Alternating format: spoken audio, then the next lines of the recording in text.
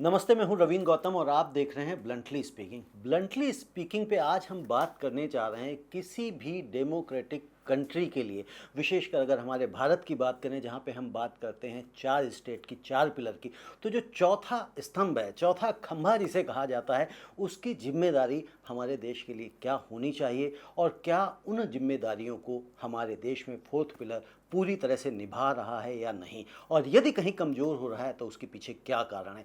यदि हम बात करें जो फ्री प्रेस इंडेक्स है, तो उसमें हमारे देश का जो पीछे सर्वे था 2024 का डेटा कहता है कि 180 कंट्रीज़ के सर्वे में हम 159th पोजीशन पे हैं। तो यह क्या इंगित करता है, इन्हीं सब विषय पे हम बात करेंगे हिंदुस्तान टाइम्स के पूर्व राजनीतिक एडिटर से विनोद शर्मा जी से। विनोद जी, आपका बहुत बहुत स्वागत है। शुक्रिया। विनोद जी, सबसे पहले तो हम यही जानना चाहते हैं कि जो फोर्थ पिलर, फोर्थ स्टेट कहा जाता है, इसकी जिम्मेदारी होती क्या है? इसकी जिम्मेदारी तो बहुत है। देखिए, हमारी जो कॉन्स्टिट्यूशन है, हमारी जो आइन है, उसमें फ्री प्रेस जैसा कुछ नहीं लिखा। वो जो फ्रीडम ऑफ द प्रेस है वो डिराइव्ड फ्रीडम है, ओके।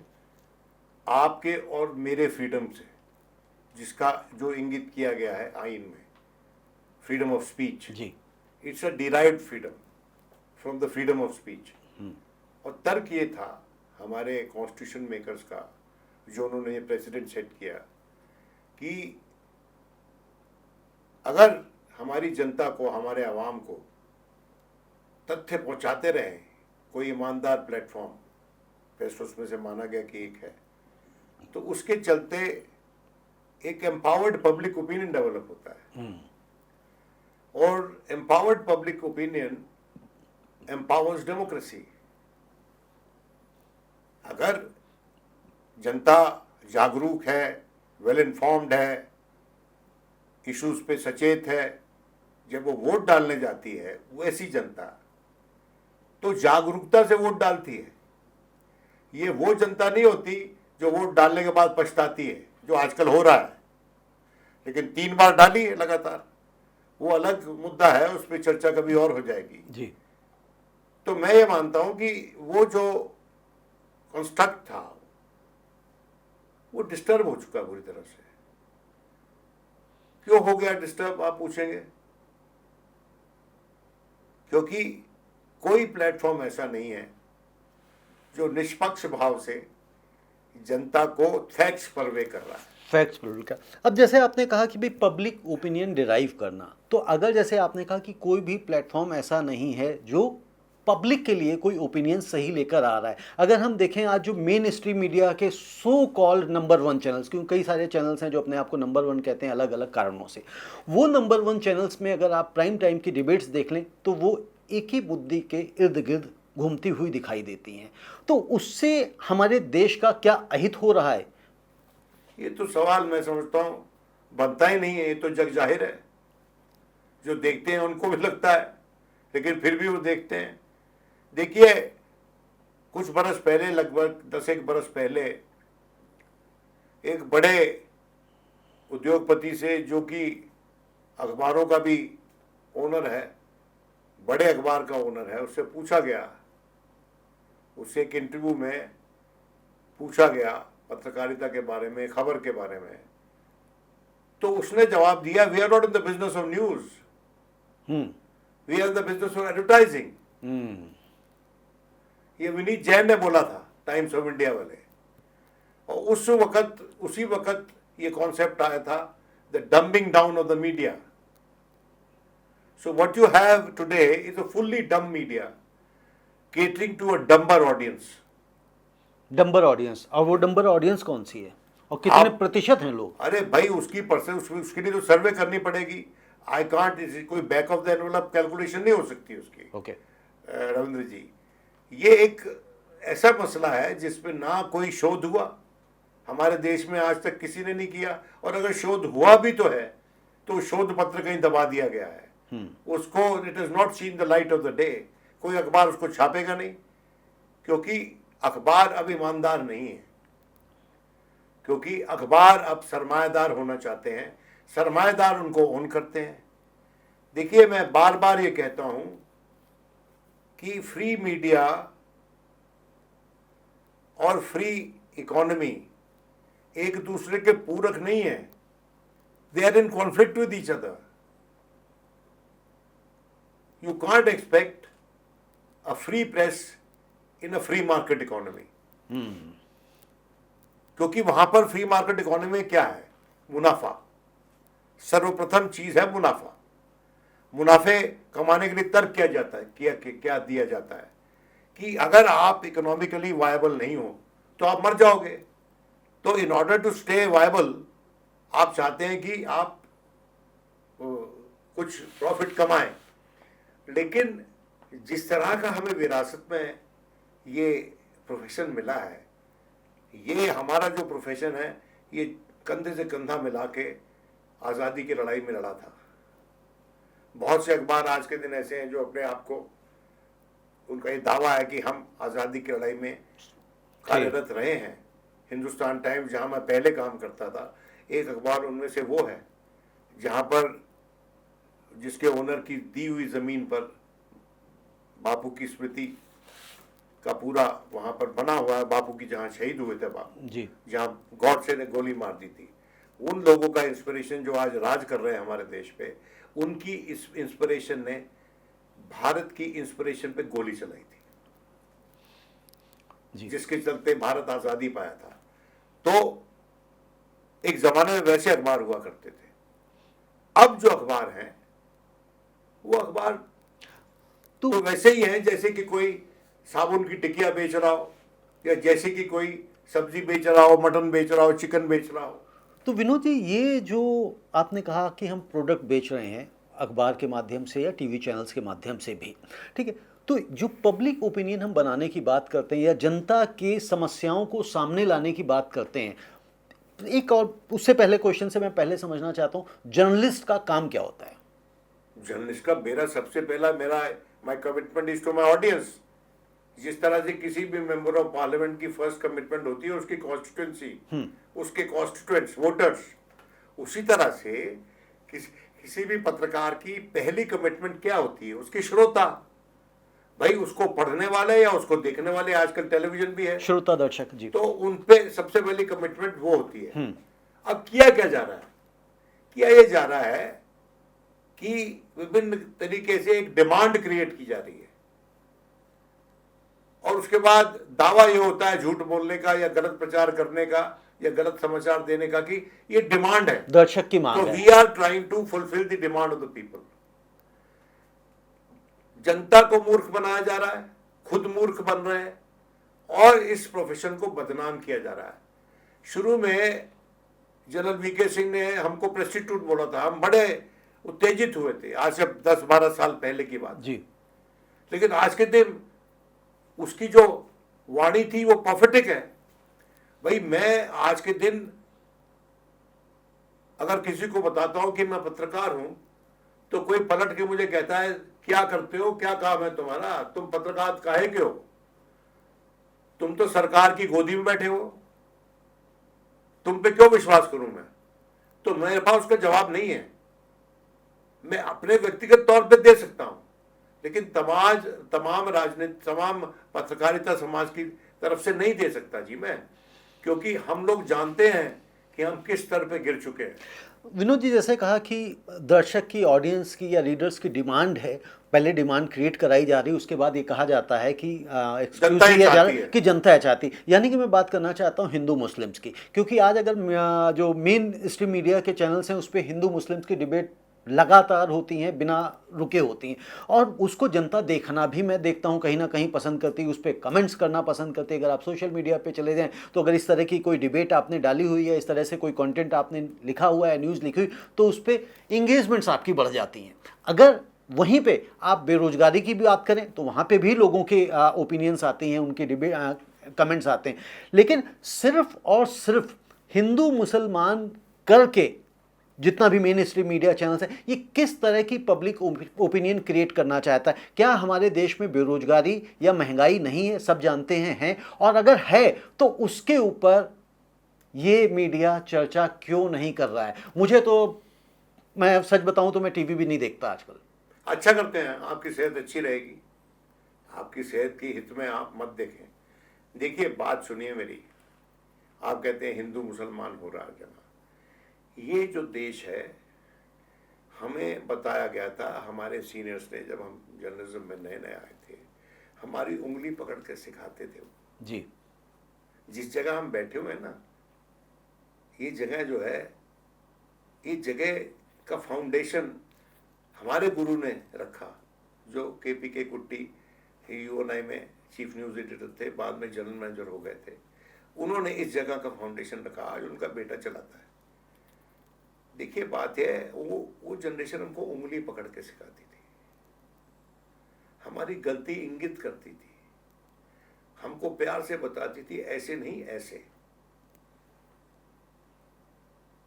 आजकल कहाँ है वो जनरेशन? सिखाने वाले कहाँ गए और सीखने वाले कहाँ हैं? मैं यही पूछना, सिखाने और सीखने वाले भी तो चाहिए। क्योंकि इस देश में जो आज के दिन निज़ाम है, और पहले भी निज़ाम जो होता है, गवर्नमेंट जो होती है, वो डरती है विद्वता से। Governments are scared of wisdom, और चूंकि वो विद्वता से डरती हैं, इसलिए वो बहस व्यापक नहीं चाहती। वो वैसी बहस नहीं चाहती कि लेट 100,000 फ्लावर्स ब्लूम। वो एक ही रंग का गुलदस्ता चाहते हैं, जबकि इस देश को विभिन्न रंगों का गुलदस्ता चाहिए। अब मैं आपको तफसील से बताता हूं कि what do I mean when I say that. इस देश में थॉट को स्टैंडर्डाइज करने का एक कॉन्स्पिरेसी है। मुसलमानों पे थॉट स्टैंडर्डाइज कर दो कि वो विलन्स हैं, कश्मीर पे कर दो क्योंकि वहाँ विलन रहते हैं और वो सब पाकिस्तान के साथ मिले हुए हैं, और पाकिस्तान जो है कश्मीर के ज़रिए, मुसलमानों के ज़रिए हमारे देश में अराजकता पैदा करना चाहता है। पैलेस्टाइन जो है, जिस पे हिंदुस्तान की हिस्टोरिकल पोजीशन रही है, आज के दिन उसको बदनाम किया जा रहा है, फिलिस्तीन को।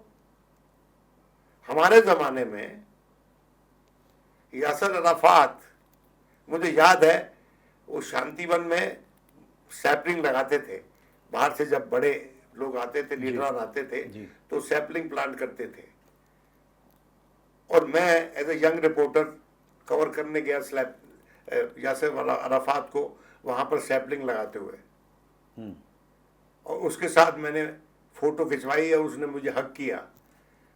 वो मेरे लिए एक नायाब पिक्चर थी उस वक्त, क्योंकि वो अकेला आदमी लड़ रहा था अमेरिका के इंपीरियलिज्म के साथ उस वक्त।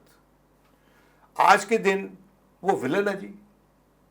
वो जो लोग, जो भारत जो है, जो नॉन वायलेंस के कॉन्सेप्ट पे बना हुआ मुल्क है, जो विरासत में बापू ने दिया हमको, उसकी परवाह नहीं है, उसकी परवाह नहीं है भाई। जिस तरह से अमेरिका में लोगों को निकाल दिया जा रहा है चूंकि वो फिलिस्तीन पे जो अटैक हुआ उनके खिलाफ है, या फिर जो गाजा में हुआ उसके खिलाफ है, हिंदुस्तान में कुछ वैसा ही हो रहा है। अगर आज के दिन आप कुछ लिखें, प्रेस कॉन्फ्रेंस कोई कर रहा है फिलिस्तीनी, तो आपको अखबार में 2 पैराग्राफ मिलेंगे। 2 भी मिल जाए तो बड़ी बात है। तो मेरा ये मानना है, और दूसरी बात सुनिए जी, कि खबर के चॉइस में भी अमीर गरीब का डिस्टिंक्शन हो रहा है, भेदभाव हो रहा है। क्यों? पूछ लीजिए आप, क्यों? इसलिए ऐसे हो रहा है कि अगर साउथ दिल्ली में फ्रेंड्स कॉलोनी में कोई मर्डर हो जाता है तो उसको पेज 1 पे छापना है, क्योंकि वहां का जो श्रोता है उसके पास बाइंग कैपेसिटी है। और जो तीसरी दिल्ली में या दूसरी दिल्ली में रहने वाले लोग हैं, कम दिल्ली में रहने वाले लोग हैं, जी, मंगोलपुरी, जहांगीरपुरी, XYZ, तो वहां पर 4 मर्डर भी हो जाए तो चौथे पेज पे बरी किए जाएंगे वो। So we are putting a price tag on human life. We should be ashamed of ourselves as journalist. पर ये होगा अगर रोकड़ा इज द प्राइम कंसर्न, पैसा इज द प्राइम कंसर्न, सत्ता की पूजा इज द प्राइम कंसर्न, तो वो होगा, और वो हो रहा है इस देश में। और इस स्तर पे हो रहा है, बेशर्मी के स्तर पे हो रहा है कि लोगों को शर्म भी नहीं आती मैं कभी कभी इन लोगों को देखता हूँ ऐसी ऐसी बातें करते हुए, तो मुझे लगता है कि इन लोगों को एहसास नहीं है कि इसी ज़मीन पे स्वर्ग और नरक है, बिल्कुल ठीक यहीं है। पे हमको झेलना है जो कुछ भी झेलना बिल्कुल है। यही चलना, हमने तो आगे देखा ही नहीं ना मृत्यु के बाद हाँ होना क्या है। हाँ। अब विनोद जी, जब एक बात यहाँ पे जब आती है कि भाई जो फोर्थ पिलर है, इसको जनता के हितों को सोचकर काम करना चाहिए या सरकार के हितों को सोचकर काम करना देखिए चाहिए? ऐसा है, एक बार एक सेमिनार हुआ था जी और उस वक्त वो राज्यसभा टीवी ने शायद ऑर्गेनाइज किया था, उसमें मैंने भी शिरकत की थी और उसको प्रिजाइड कर रहे थे वाइस प्रेसिडेंट, उस वक्त तत्कालीन वाइस प्रेसिडेंट हामिद अंसारी जी। साहब, और उसमें पार्टिसिपेंट्स में बड़े अच्छे अच्छे लोग थे। तो हम सबको सुनने के बाद हरीश खरे भी थे, उसको जो मीडिया के एडवाइज़र थे मनमोहन सिंह जी के, और शायद शिवानी भी थी जो हिंदुस्तान अखबार की एडिटर हुआ करती थी और बड़ी लेखक है हिंदी में, शिवानी की बेटी, सॉरी, मृणाल पांडे। तो हम सबको सुनने के बाद जब हामिद अंसारी साहब ने स्पीच दी तो उन्होंने कहा कि देखिए, of the 4 pillars of the Indian state, भाई एक पिलर तो हो गया पार्लियामेंट, दूसरा पिलर हो गया एग्जीक्यूटिव, तीसरा पिलर जुडिशरी और चौथा मीडिया। तो इसे of the 4 pillars of the Indian state, the only self-professedly profiteering pillar is the media. मुनाफाखोरी मीडिया मानता है कि वो करता है, और चूंकि वो मानता है कि मुनाफाखोरी करता है और बावजूद उसके वो 4th पिलर है हमारी स्टेट का, तो उस पर दायित्व तो बहुत ज़्यादा है कि वो क्या कहता है, क्या बताता है, क्या करता है जी। क्या वो दायित्व तो निभा रहे हैं आज के दिन हम, और क्या हमारी हैसियत है एज वर्किंग जर्नलिस्ट टू वो दायित्व निभाने की। जिस देश में अब प्रथा बन गई है कि एडिटर का institution has been decimated, deconstructed, और जहां पर proprietors want to be editors, उस वक्त कैसे वहां कैसे दायित्व निभाओगे अपना आप? बिल्कुल ठीक है। जो प्रोप्राइटर है उसकी फर्स्ट प्रायोरिटी तो मुनाफा है, लोक सेवा थोड़ी है। लोक सेवा गई जहां उसको जाना है जाना है, हाँ, यानी कि जहां से पैसा आ रहा है वो तो उधर देखेगा। अरे भाई, बापू की बात कही हुई बात कौन सुनेगा? जब आजकल कसीदे पढ़े जा रहे हैं नाथूराम गोडसे के पक्ष में, ये दुनिया ये हिंदुस्तान बदल चुका है, इतना विभत्स रूप धारण कर चुका है कि यहाँ पर कोई भी चीज पाक और साफ आपको आज के दिन मिलेगी नहीं। लेकिन मैं नटशल में फिर भी एक पूछना चाहता हूँ दर्शकों के लिए, जो जर्नलिज्म के नए स्टूडेंट भी आए, अगर वो भी इस कार्यक्रम को देख रहे हैं, जनता भी देख, कि जो जर्नलिस्ट है या जो मीडिया इंस्टीट्यूशंस हैं, उनकी जिम्मेदारी सबसे ज्यादा किसके प्रति है? जनता के प्रति है या सरकार के प्रति? जनता के प्रति। जनता के प्रति।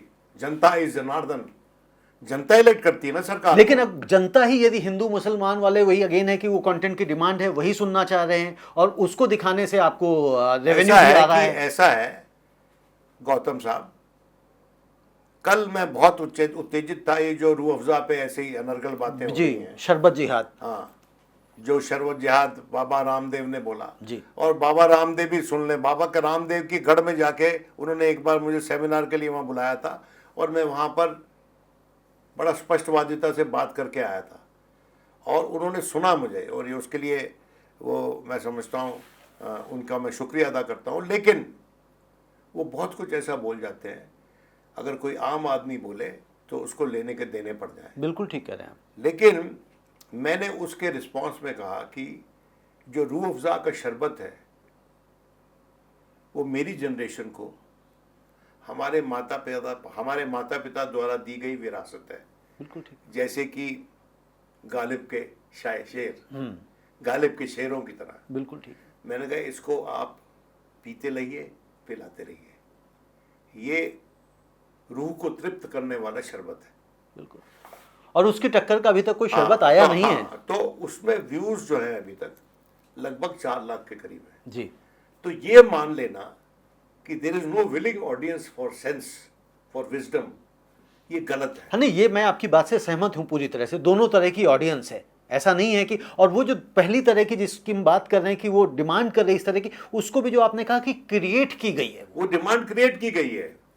देखिए आज के दिन आपका जो गुस्सा है सही है, और आप और हम इसलिए साथ बैठे हैं कि हम एक ही बात पे गुस्सा कर रहे हैं और एक ही बात से व्यथित है, और हम जो आसपास देख रहे हैं वो ऐसा मंजर नहीं है जो कि बड़ा लाभदायक हो, बड़ा हंकी डोरी हो, बड़ा रोजी हो, नहीं है जी। हम बात इसलिए कर रहे हैं कि हम नहीं चाहते कि हमारा देश जो है ऐसी दिशा में ले जाया जाए जहां पर द वॉइस ऑफ रीजन बचे ही नहीं कोई। और ये जो चैनल्स हैं ना सारे, जी, ये आस्था चैनल बने हुए हैं भाई। आस्था चैनल बने हुए हैं। कैसे?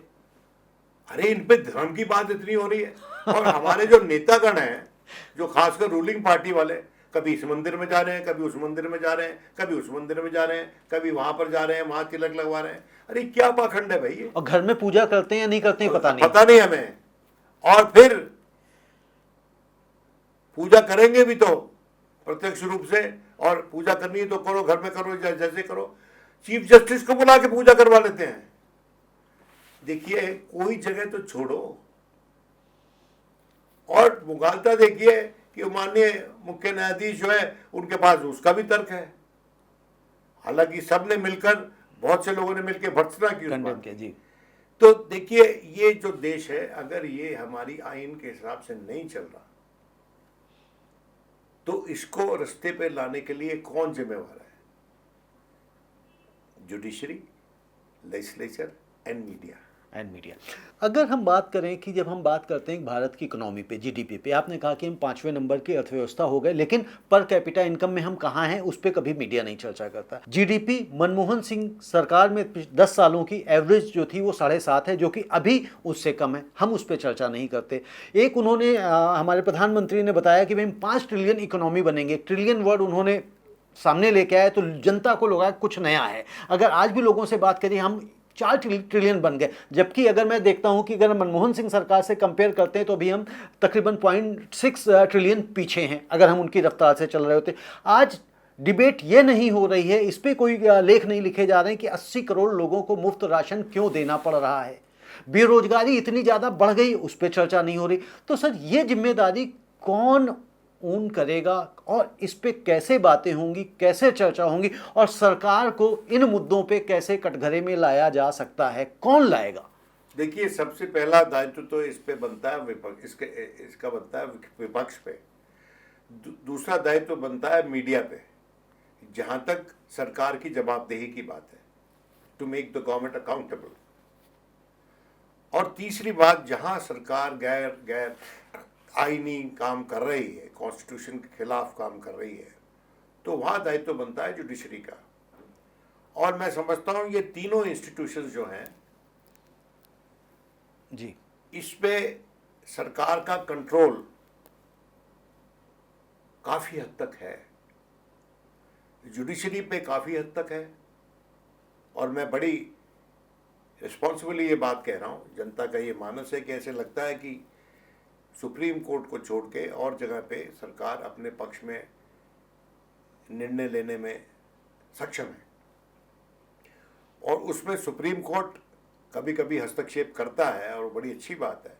लेकिन मैं समझता हूं कि सुप्रीम कोर्ट को स्वयं ध्यान देना चाहिए कि कितनी बार उन्होंने स्वयं हाई कोर्ट्स को फटकार लगाई उनकी जजमेंट्स के चलते। जी, खासकर रेप की जो जजमेंट, 2-3 जजमेंट जो आई हैं इलाहाबाद हाई कोर्ट से, शर्मनाक है, बहुत ही शर्मनाक है। तो मैं इस परिप्रेक्ष्य में टिप्पणी कर रहा हूं अपनी जुडिशरी पे। और दूसरा, पार्लियामेंट पे तो कब्जा है ही सरकार का, और जो हमारे माननीय चेयरमैन साहब हैं और जो माननीय हमारे स्पीकर साहब हैं, वो तो कई बार कह चुके हैं मतलब कि उनकी सीमाएं हैं, वो लांघ नहीं सकते। कई बार तो कुर्सी पे बैठ के भी बोला उन्होंने जी। और तीसरा, मीडिया। मीडिया के बारे में जितना कहो उतना कम है। क्योंकि media is beyond redemption, beyond repair.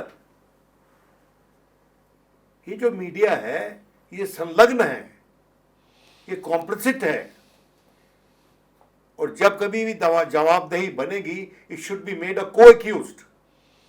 तो आप ये कह रहे हैं कि मीडिया आज की स्थिति में लाइलाज हो चुका है, इसका इलाज फिलहाल संभव नहीं दिखाई देता। भाई मुझे तो नहीं देता, आपके पास कोई ऐसा इलाज है, आपके पास कोई हकीम लुकमान है तो बताइए मुझे जो इलाज कर दे। मेरे पास अगर होता तो मैं विनोद जी आपके पास से पूछने नहीं आता। विनोद जी, एक और बात कही जाती है और बड़ी खुलेआम इस पे बातें होती हैं कि भाई आप बायस्ड जर्नलिस्ट हैं, वो चैनल बायस्ड है, वो पेपर बायस्ड है। तो ये जो बायस्डनेस है वो क्या सिर्फ और सिर्फ हिंदुस्तान में ही है, दूसरे देशों में भी तो है? Yes, I am biased. I am biased against communism. Okay I am biased against anti-Muslim propaganda. Okay I am biased against people who try to standardize thought in my country. मेरे देश में एक राय क्यों होगी किसी भी मुद्दे पे? ये शर्म की बात है किसी भी लोकतंत्र के लिए। मैं खिलाफ हूं उसके, और कभी कभी एक जुदा आवाज होने के लिए भी मैं बहुत कुछ बोल देता हूं। तो विनोद जी, जैसे आप बायस्ड हैं और उस पर आपको प्राउड है, फक्र है, तो ऐसे जो दूसरे लोग हैं वो भी बायस्ड बहस हैं, कर ले आके मुझसे। तो वो तो नहीं करेंगे बहस ना। नहीं, देखिए जो आदमी बहस से भाग रहा है, जो आदमी विद्वता से डरता है, जो विचार की विभिन्नता पे डरता है, उसका क्या बोलूं मैं?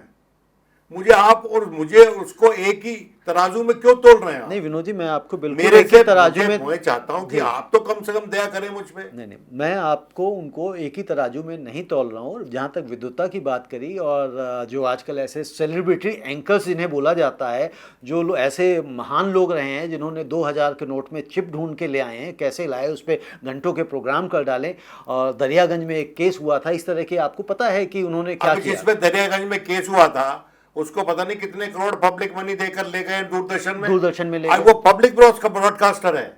तो मतलब पब्लिक ब्रॉडकास्टर का काम होता है बाय डेफिनेशन पब्लिक सर्विस।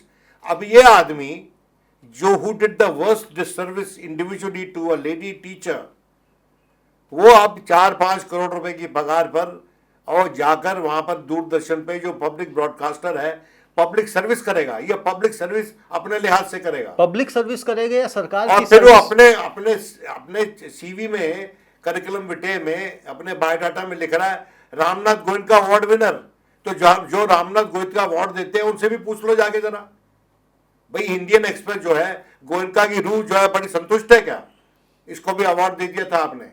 गलत बात है ना ये जो प्रचार है, ये जो बिक रहा है, ये सब कुछ इस देश में, और कोई किसी की हिम्मत नहीं खड़ा होके गले में घंटी लगा दे बिल्ली की, बिल्ली दूध पी गई है सारा। तो विनोद जी, यदि आपको तरक्की पानी है इस फील्ड में, आपको इन द सेंस जिसको भी, ठीक है, तो आजकल ये एक आसान रास्ता भी तो बन गया है कि सरकार के आप गुण गाना शुरू करिए और उनके नैरेटिव पे चलना शुरू करिए, तो आपको हाथों हाथ लिया जाएगा। बिल्कुल, मैं तो कभी कभी कहता हूं जो लोग एक जमाने में कुछ और विचारधारा रखते थे और आज के जमाने में कोई और विचारधारा लेके घूम रहे हैं, मैं उनको कई बार कहता हूं कि भाई हमने बिकने से मना कर दिया गुरु, लेकिन हमारा भी दाम अच्छा लगता अगर हम बिकने पे आ जाते। ये बात अलग है कि अगर हमने ये किया होता जो और लोग कर रहे हैं तो आपको रात में नींद नहीं आती। अभी जो आप शांति की नींद सोते हैं वो उड़ जाती है। हमारा दुख ये है कि आजकल झूठ का बोलबाला इस देश में है। इस देश में पत्रकारों को नहीं सिखाया जा रहा है कि पत्रकारिता किस तरह से की जाती है। इस देश में आज के दिन वो पत्रकार नहीं बचे जो गुरु का वेश धारण कर कर आए और हम नई जनरेशन को सिखाएं। हमारे को तो लगाएंगे नहीं उनको सिखाने में, हम तो वैसे ही डिस्क्वालीफाई हो चुके हैं। You see, in a profession, in a journalism where truth stands disqualified, उसका क्या मुस्तकबिल पूछ रहे हो यार मुझसे तुम? क्या पूछ रहे हो मुझसे उसका future? Where truth is a disqualification, उसका फ्यूचर ही नजर आ रहा है, उसका पूछना क्या है? बताइए ना मुझे। जहां पर सच जो है वो शहीद हो चुका है, कर दिया गया है, उसका मुस्तकबिल आप मुझसे क्या पूछ रहे हो? मतलब सच बिका ही नहीं है, आपने तो कह दिया सच शहीद हो चुका है। जो जो बिका है वो सच नहीं था, वो झूठ था। वो झूठ था। जो खड़ा रहा और शहीद कर दिया गया वही सच था। सच इतनी आसानी से नहीं मिलता है जीवन में। तो फ्यूचर क्या है जर्नलिज्म का, फ्यूचर क्या है फोर्थ स्टेट का, हमारे देश का? देखिए, फ्यूचर उसका वही है जो हर एवरी सिंगल चैनल आज के दिन पब्लिक ब्रॉडकास्टर की तरह काम कर रही है। एक ज़माने में एक दूरदर्शन अलग पेडेस्टल पे होता था, प्राइवेट चैनल्स अदर पेडेस्टल पे होती थी। ये जो प्राइवेटेशन हुए, जो नया मीडिया आया है, जो नए नए चैनल आए हैं, ये अटल जी की सरकार में आए और वहाँ पर भर दिए गए हैं याचक। आज की तात्कालीन सत्तारूढ़ दल के याचक भर दिए गए हैं वहाँ पर। कभी आप तफसील से पूछिएगा हमारे मित्र रविशंकर प्रसाद से, वो तो शायद INB मिनिस्टर थे, लेकिन एक बात कहनी पड़ेगी कि रविशंकर प्रसाद के टाइम पर हम जैसे लोगों को भी दूरदर्शन पे बुलाया जाता था और हम लोग कटाक्ष करते थे, और उस वक्त ये भी बताया जाता था, और शायद रवि ने खुद माना है कि वो लोग आके कहा कि भाई ये आप इन लोगों को क्यों बुला रहे हैं, तो सरकार के खिलाफ बोलते हैं। तो रवि ने शायद कहीं ये कहा भी प्रत्यक्ष रूप से कि बैलेंस दिखाना है ना हमको, एक तरफा थोड़ी दिखा सकते हैं। अब वो आपकी शर्म भी नहीं है भाई। हाँ बिल्कुल, आप सही कह रहे हैं, वो आंख की शर्म ही नहीं बची है कि वन वे चलना है जैसा हम चाह रहे हैं, जो हमारा एजेंडा है, जो हमारी प्लानिंग, और उसी में अपने आप को सबसे बड़ा राष्ट्र प्रेमी बताने का प्रोपोगंडा जो चल रहा है। विनोद जी, जो फ्यूचर है, जो मास कम्युनिकेशन बच्चे कर रहे हैं, उनका फ्यूचर आप किस तरह से देखते हैं? उनको आप क्या संदेश देना चाहते हैं कि भाई किस तरह से? देखिए, सर्वाइवल का भी इशू हो जाता है यदि आप सरकार के विरोध में, या सच्चाई, मतलब विरोध इन द सेंस सच्चाई की मैं बात करता हूँ, जिसको विरोध मान लिया जाता है, अगर आप वो करते हैं तो आपके लिए मुसीबतें बहुत सारी हैं, आपको जेल में तक डाला जा सकता है। आप देखिए, एक जर्नलिस्ट ने मिड डे मील पे एक न्यूज़ दिखा दी कि क्या खाना परोसा जा रहा है, उसको जेल पहुंचा दिया गया, और न जाने ऐसे कितने केसेस हैं। तो करे तो आदमी करे क्या? प्रोफेशन छोड़ दे, दूसरे प्रोफेशन में चला जाए, पैम्फलेटेरिंग करे। पत्रकारिता आज के दिन पैम्फलेटेरिंग है, पत्रकारिता नहीं है भाई। सत्ता के शान में कसीदे पढ़ना, ये पत्रकारिता है। और हमारे ज़माने में हमारे एक गुरु थे, सीके साहब, वहीं काम करते थे जहाँ हमें कुट्टी साहब ने सिखाया, यूएनआई में।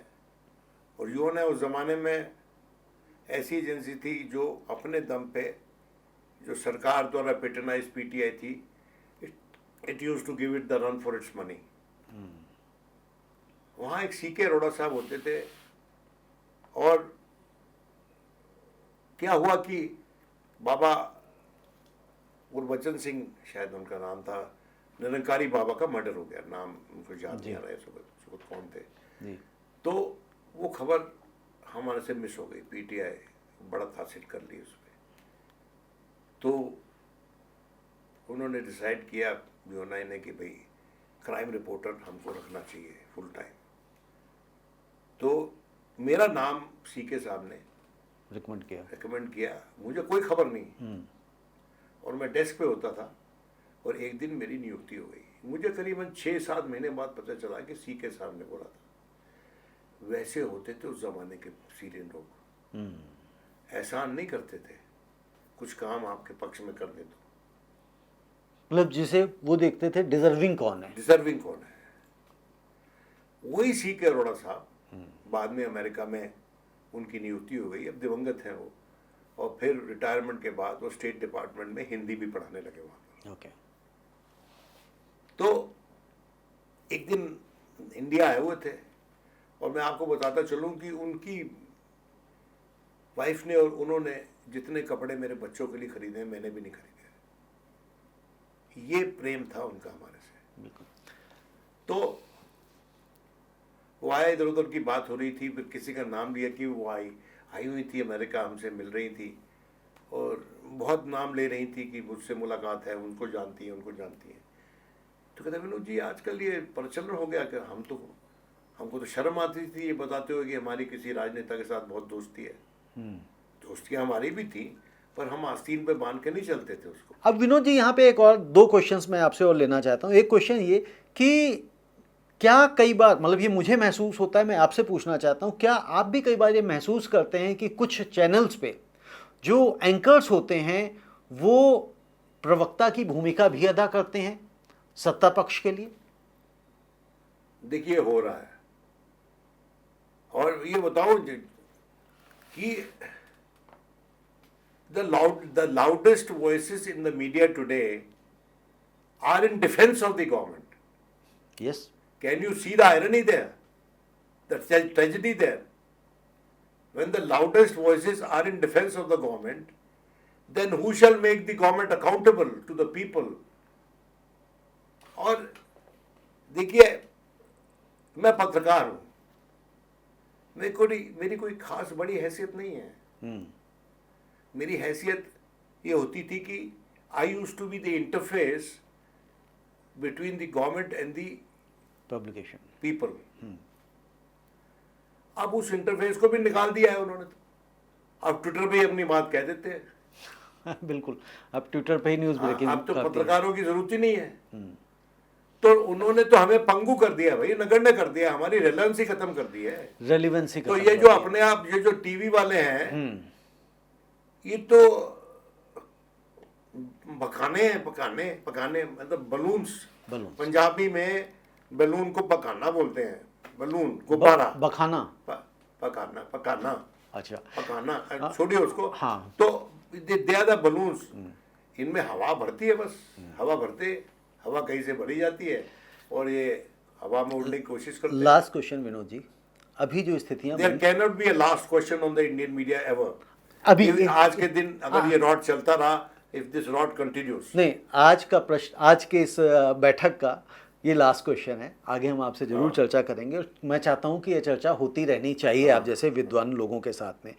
अभी जो स्थिति देश में बनी हुई है, जिस तरह का देश स्थिति मीडिया क्रिएट कर रहा है, जिस तरह से सरकार हिंदू मुसलमान कर रही है, क्या आने वाले दिनों में देश का भविष्य आप किस तरह से देखते हैं? क्या नफरतें जिस तरह से बढ़ती जा रही हैं वो कहाँ ले जाएंगी देश को? Sir, I don't have the pretension of being a man with a sense of क्लेयरवॉयंस। मैं भविष्य में नहीं देख सकता, मेरे पास कोई क्रिस्टल बॉल नहीं है रविंद्र जी कि उसमें झांक के मैं बता दूं आपको। लेकिन प्रत्यक्ष को प्रमाण की जरूरत नहीं होती। ये जो भाषा जो है, ये मैं जान के इस्तेमाल कर रहा हूँ, क्योंकि ये भाषा जो है, ये this has been patented by the party in power these days. प्रत्यक्ष को प्रमाण की जरूरत नहीं है, ये अटल जी हुआ करते थे, अडवाणी जी बोला करते थे, और हमें ये, मुझे शब्दावली अच्छी लगी कि प्रत्यक्ष को प्रमाण की जरूरत नहीं होती। तो मैं इतना ही आपको कहना चाहता हूँ कि जो मैं कह रहा हूँ मीडिया के बारे में, वो प्रत्यक्ष है, उसको प्रमाण की जरूरत नहीं है। जो मैं बता रहा हूँ सोशल इंटरेक्शंस के बारे में, मुस्तकबिल के बारे में कि कैसा मुस्तकबिल होगा, देखिए, इफ यू सो विंड,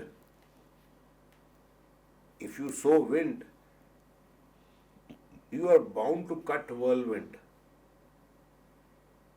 ये वही हो रहा है आज के दिन। हवा बोझी जा रही है, तूफान काटोगे जब फसल हो जाएगी पूरी। तूफान काटोगे, हार्वेस्टिंग तूफान की होगी जब आप हवा बोझोगे, और वो भी ऐसी हवा, बदनाम हवा, बदबू वाली हवा, फुल ऑफ बैड ओडर हवा। ये इस देश में ऐसा होगा, और मैं आशा करता हूं कि ऐसा ना हो कि मैं गलत साबित हो जाऊं, और ईश्वर दया करे मेरे देश पे। लेकिन मैं नहीं समझता हूं कि हिंदुस्तान जैसा मुल्क ever deserved the present and should ever be scared of the kind of future which might be in store for us। मैं चाहता हूं कि भारत खुशहाली भरा मुल्क रहे जैसे हुआ करता था। जैसे हुआ करता था। देखिए, हमारे पास किताब है, तो मजाक उड़ाते हैं कि राहुल गांधी किताब लेके घूम रहा है। वो किताब तो खुद कहा था आपने हमारे लिए कि हमारे लिए गीता तो ये किताब है। बिल्कुल ठीक है। तो आप अपने ही कहे हुए शब्द ईट कर रहे हो, खा रहे हो, तो भूल जा रहे हो। तो ये हमारा कर्तव्य है बहैसियत पत्रकार आपको याद करवाते रहे कि आप भी कभी ज़माने में अच्छे हुआ करते थे, आप भी सोच पवित्र हुआ करती थी, आप भी हमारी तरह इनोसेंट थे। You see, you and I have seen the age of innocence. Yes. That age of innocence has to be brought back to India. उसमें शायद कमियां थी, उसमें फाके थे, उसमें गुर्बत थी, लेकिन उसमें जो बच्चे में जो इनोसेंस होती है, वो भी थी, मासूमियत थी, वो मासूमियत थी। बच्चों वाली मासूमियत जो थी, उसके बिना कोई भी मुल्क खुशहाल नहीं हो सकता। बिल्कुल ठीक है। बिल्कुल विनोद जी, मासूमियत होनी ज़रूरी है और बिना उसके मुल्क कोई भी खुशहाल नहीं हो सकता। और मैं समझता हूँ कि आज की चर्चा जो बुद्धिजीवी लोग देखना चाहेंगे, क्योंकि मैं ये भी मान के चलता हूँ कि जो जो ऑडियंस क्रिएट की गई है वो शायद ये ना देखना चाहे, बट जो देखना चाहेंगे उनके लिए ना चर्चा, देखे। हाँ, तो उनके लिए चर्चा बड़ी हम कारगर कौन सा सिद्ध उनके होती लिए रिकॉर्ड कर रहे हैं? एग्जैक्टली। हम तो एक दूसरे की खुशी के लिए रिकॉर्ड कर रहे जी, हैं। बहुत बहुत धन्यवाद विनोद जी, बहुत बहुत धन्यवाद। Thank you, thank you. तो ये थे आज हमारे साथ विनोद जी, और जैसा कहा कि जो बड़ी आवाज़ें जो सत्ता के साथ खड़ी हो गई हैं और वह हमारे देश को कहीं ना कहीं गलत में ले जा रही हैं, तो उन बड़ी आवाज़ों को, मीडिया की बड़ी आवाज़ों को ये ध्यान देना होगा कि उनके जिम्मेदारी देश की प्रति है, उनके नागरिक के प्रति है, ना कि सरकार के प्रति। धन्यवाद, नमस्ते।